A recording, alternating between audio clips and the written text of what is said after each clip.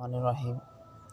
अस्सलाम वालेकुम। मेरा नाम मोहम्मद अबू बकर है और मैं आज आपको थोड़ा सा तारीख़ इस्लाम के बारे में बताऊंगा कि जंग मोता के बारे में। कल मैंने रात को उसका बयान किया था।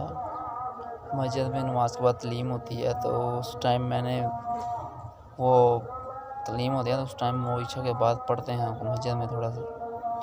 तो मैं वो पढ़ रहा था तो अचानक वो जंग मोता का वाक़या मेरे सामने से गुज़रा, तो मैंने कहा कि ये पढ़ते हैं आज। तो दोस्तों ने भी कहा कि चलें पढ़ लें आप ये वाला।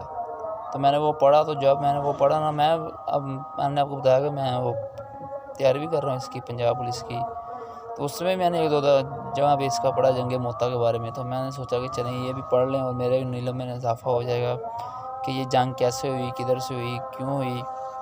तो ये सारी हिस्ट्री मैंने कल पढ़ी है, तो मैं आपको भी बताता चलूँगा क्या हुआ।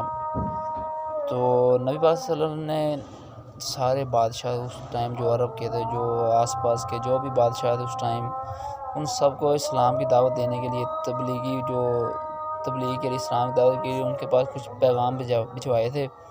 तो उस टाइम नबी पाक सल्लल्लाहु अलैहि वसल्लम ने एक सहाबी को भेजा था उनके पास, एक बादशाह के पास। वो हराम मिस्र का था कोई। तो उस बादशाह का जो बाहर उसका कोई बंदा था, जो क्या कहते हैं उसको, क्या कहें उसको, जो उसका बाहर वज़ीर मशीर था कोई, उसने उस सहाबी को कत्ल कर दिया। तो ये अरब में ये बात बहुत ही बुरी समझी जाती थी कि अगर कोई कासद जो पैगाम लेकर जाता था उसको अगर कत्ल कर दिया जाए तो ये बहुत ही बुरी बात समझी जाती थी किसी भी बादशाह के। हाँ, तो उस टाइम नबी वसल्लम ने जब पता चला कि उस सहाबी को कत्ल कर दिया गया, तो आप वसल्लम ने एक लश्कर को तश्कील दी, जिसके लिए आप वसल्लम ने 2-3 सहाबा को मुकर्रर किया, उनको इमाम बनाया। सबसे पहले आपने हज़रत ज़ियाद रज़ी अल्लाह अन्हु को इमाम बनाया और कहा कि अगर ये शहीद हो जाते हैं तो इसके बाद हज़रत जाफ़र उनको इमाम बनाया जाएगा, और उसके बाद अगर वो भी शहीद हो जाते हैं तो उसके बाद हज़रत अब्दुल्ला बिन रवाहा थे, उनको वो अमीर बनाया जाएगा। तो चूँकि नबी वसल्लम ने ये कह दिया था तो ये होना था। और उसके पास एक यहूदी बंदा खड़ा हुआ था, उस नबी वसल्लम की बात सुन रहा था। तो जब उसने सुना ना, तो उसने कहा कि अगर ये आपके नबी ने ये बात कह दी है ना, तो ये बंदे शहीद होंगे। अगर उन्होंने कह दिया कि ना अगर ये शहीद हो जाएँ, ये शहीद हो जाए, इन्होंने शहीद होना है। उस यहूदी बंदे का इतना ईमान था नबी वसल्लम की बातों पे, नबी वसल्लम की सच्चाई पे, नबी वसल्लम की सदाकत पे। तो उसके बाद नबी वसल्लम ने हज़रत ज़ियाद रज़ी अल्लाह अन्हु को झंडा दिया। उस टाइम झंडा दिया जाता था, झंडा जो उस टाइम अरब में ये था कि अगर किसी का इमाम का या जिसको अमीर बनाया जाता उसका झंडा गिर जाता था तो उस जमात को शिकस्त हो जाती थी। तो झंडा गिरना इसको समझा जाता था कि अगली जमात ने शिकस्त तस्लीम कर ली, अगली जमात हार गई। तो नबी वसल्लम ने उनको एक झंडा दिया, उसके बाद उनके लिए दुआ फरमाई और उनको सफ़र के लिए रवाना कर दिया। अभी ये जमात सफ़र के लिए सफ़र में थी, तो आगे से वो जो शर्जील बिन कोई जो दरबार का वज़ीर मशीर था, उसको पता चला, तो 1 लाख की फ़ौज लेकर सामने आ गया, वो भी निकल पड़ा। और उसके साथ एक हराम मिस्र का था बंदा बादशाह, वो भी 2 लाख की फ़ौज लेकर आ गया। उसको भी पता चल गया मुसलमान जंग के लिए आ रहे हैं। तो इधर सहाबा कराम का जो लश्कर था वो 300 सहाबा कराम थे उनके साथ, जमात के साथ, और उधर 2 लाख एक तरफ और 1 लाख फ़ौज एक तरफ है। तो जब वो रास्ते में जा रहे थे, सहाबा कराम को पता चला, तो उन्होंने कहा कि क्या करें अब, इसके बारे में नबी वसल्लम को इत्तला दी जाए या क्या करें, वापस जाएँ। तो हज़रत ज़ियाद, जो हज़रत अब्दुल्ला बोले या हज़रत ज़ियाद, उन्होंने कहा कि हमने जो पिछली जंगें लड़ी हैं, हमने कभी तादाद पे नहीं हमने भरोसा किया, हमने आगे वाले दुश्मन की तादाद को नहीं देखा वो कितनी है, हज़ारों में है, लाखों में है, हम बस लड़े हैं। और आप लोगों का मकसद ये होना चाहिए, हमने शहादत पानी है, और या तो हम शहादत पाएंगे या फिर हम फ़तह हासिल करेंगे। 2 मकसदों में से आपका एक मकसूद होना चाहिए, या तो हम शहादत पाएंगे या फिर हम शहीद होंगे। तो इस पर मुसलमानों को काफ़ी हौसला मिला और इस पर उनको एक नया, उनके अंदर एक नई रूह फूंक दी गई। इस तरह वो निकल पड़े اور جب موتا کے مقام پر پہنچے تو ادھر سے وہ لشکر بھی آ گیا، اور شرجیل تھا جو اس کے ساتھ جنگ شروع ہوگی۔ اس کے بعد شرجیل جو کہ اس کا بھائی بھی تھا اس جنگ میں، شرجیل اس کا بھائی قتل کر دیا گیا، اس کو قتل کر دیا گیا۔ شرجیل جو تھا وہ بھاگ گیا، اس نے ایک قلعہ میں اپنے آپ کو پناہ دے دی۔ اس کے بعد اس نے اپنا ایک پیغام بھیجا اپنے بندے کے تھرو، جو حرام مصر کا بندہ تھا، اس کو وہ آیا اور اس نے 2 لاکھ کی فوج بھیج دی ادھر۔ اب یہ جنگ چل رہی تھی، اس کے دوران جو حضرت زید رضی اللہ عنہ تو وہ جنگ میں گھس گئے اور دشمنوں کو مارتے گئے، قتل کرتے گئے، ان کی سروں کو کاٹتے گئے۔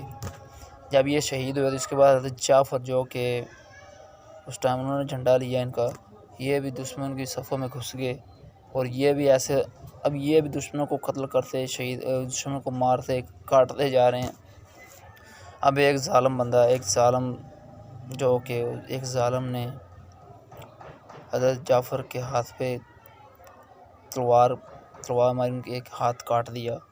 اب انہوں نے اپنا جھنڈا جو تھا دوسرا ہاتھ پکڑا، اس نے دوسرے ہاتھ کو کاٹ دیا۔ اب انہوں نے دونوں بازوؤں سے اپنے جھنڈے کو سینے سے لگا لیا۔ پیچھے سے ایک ظالم نے تلوار ماری اور آپ کے 2 حصے کر دیے، تو اس پہ جھنڈا جو تھا وہ گر گیا نیچے۔ اس کے بعد جو حضرت رواحہ بن عبداللہ تھے وہ آ گئے، اب وہ بھی تھے، انہوں نے بھی جنگ میں حصہ ڈال دیا، حصہ تو پہلے ڈال لیا تھا۔ یہ مسلسل 3 دن سے یہ جنگ چل رہی تھی، اب یہ مسلسل جنگ میں لڑ رہے تھے۔ اب وہ بھی جب ان کو پتہ چلا کہ حضرت جعفر بھی شہید ہو چکے ہیں، تو وہ بھی ایک جوش کے ساتھ جنگ میں ایسے لڑ رہے تھے کہ جیسے سارا کچھ بھول گئے۔ وہ بھی لڑتے گئے اور آخر پہ وہ بھی شہید ہو گئے۔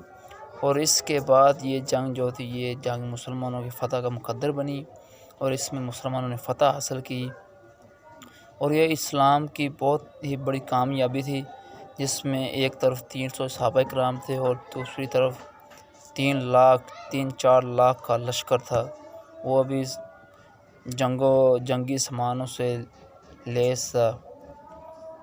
تو اس پہ مسلمانوں نے فتح حاصل کی۔ ان کے یقین تھے اللہ تعالیٰ پہ کہ ہم نے اس میں فتح حاصل کرنی ہے، یا ہم شہید ہو جائیں گے یا ہم فتح حاصل کریں گے۔ تو یہ ہسٹری تھی جنگ موتا کی، تو جو کہ میں نے سنی تو مجھے تو بہت ہی اس نے متاثر کیا، اور مجھے اس میں بہت ہی سیکھنے کو سمجھنے کو بھی کچھ ملا، میرے نالج میں بھی اضافہ ہوا، اور امید کرتا ہوں کہ آپ کے بھی نالج میں اضافہ ہوا ہوگا جنگ موتا کے بارے میں۔ تو یہ میں بتانا چاہتا تھا تھوڑا سا کہ ہسٹری کو ہمیں پڑھنا چاہیے، ہمیں اپنے اسلام کے بارے میں ویسے میں پہلے میرے ہسٹری میں تھوڑا انٹرسٹ ہے کافی زیادہ، تو میرے پاس ٹائم اب میں نے نکالنا شروع کر دیا، تو انشاءاللہ میں اپنا ٹائم نکالا کروں گا ہسٹری کے بارے میں۔ ہسٹری پڑھنے سے بندے کو ویسے ایک اپنے پیچھے ہسٹری کے بارے، اپنے باؤ اجداد، اپنے اسلام کے بارے میں، صحابہ کرام کے بارے میں ہسٹری پڑھنی چاہیے۔ ویسے ہم بہت سی پڑھتے ہیں ہسٹری، مطالعہ پاکستان ہسٹری، پاک و ہند کی ہسٹری، امریکہ کی ہسٹری، یہ وہ فلاں ملک کی ہسٹری، ہمیں اپنے اسلام کی ریسرچ کرنی چاہیے۔ اب میں نے جو سوچا ہے، میں سوچ رہا ہوں کہ میں نے تو اپنے اسلام کے اوپر بخاری شریف، سیرۃ النبی، اس کے بعد یہ جو ترمذی شریف، اس کے بعد یہ سنن ابی داؤد، یہ بکیں جو ہیں، اس کے بعد یہ جو آج میں پڑھ رہا تھا بائبل، آپ کو بتاتا چلوں مزے والی بات، تو میں نے کہا کہ میں بائبل پڑھا، میں نے اپنی امی سے کہا، امی میں نا وہ بائبل کتاب پڑھنے لگا ہوں، تو میری والدہ صاحب بولی کہ یہ کون سی ہے؟ میں نے کہا جو یہ کرسچن کی ہے، جو عیسائیوں کی جو کتاب ہے، یہ بھی الہامی کتاب ہے، تو یہ بھی آسمانی کتاب ہے، تو میں اس کو پڑھوں؟ تو میری والدہ بولی کہ ٹھیک ہے پڑھ لو، لیکن میرے خیال سے پہلے کسی عالم سے پوچھ لو کہ ہاں میں اس کو پڑھ سکتا ہوں، یہ نہ ہو کہ آپ پڑھیں اور بعد میں وہ کوئی نہیں۔ یہ میں نے کہا نہیں پڑھ سکتا، لیکن اب میں نے یہ بھی اچھی بات بتائی انہوں نے کہ پتہ کر لیں، تو ہے الہامی کتاب، لیکن پھر بھی تھوڑا سا پتہ کر لیں تو اس میں حرج کوئی نہیں ہے۔ تو میرے خیال سے ہم سبھی کو اس کے بارے میں تھوڑی سی ریسرچ کرنی چاہیے، پڑھنی چاہیے۔ اپنے اسلام کے بارے میں پتہ کرنا چاہیے، دوسرے مذہب کے بارے میں پڑھنا چاہیے، اس میں کیا، اور ہمارے اسلام میں جو کہ بہت ہی مقدس دین ہے، اس میں بھی کیا یہ چیزیں مختلف ہیں۔ تو ہر ایک بندے کو اپنا مذہب اچھا پیارا ہوتا ہے، اپنی جان سے قریب ہوتا ہے۔ میں یہ نہیں کہتا کہ کرسچن یہ ہے، وہ فلان یہ، کرسچن مذہب کے بندے کو اپنے مذہب سے پیار ہے، ہم مسلمان، ہم اسلام سے پیار کرتے ہیں۔ تو میں تو نہیں چاہوں گا کہ میں کسی کے مذہب کو ہٹ کروں، کیونکہ ہر بندے کو اپنا مذہب عزیز ہوتا ہے۔ اس لیے ویسے ایک جنرل نالج کے طور پہ ایک اپنی معلومات میں اضافے کے لیے بندے کو پڑھنا چاہیے۔ تو اس کے ساتھ میں اجازت چاہوں گا۔ اللہ حافظ، دعاؤں میں یاد رکھنا۔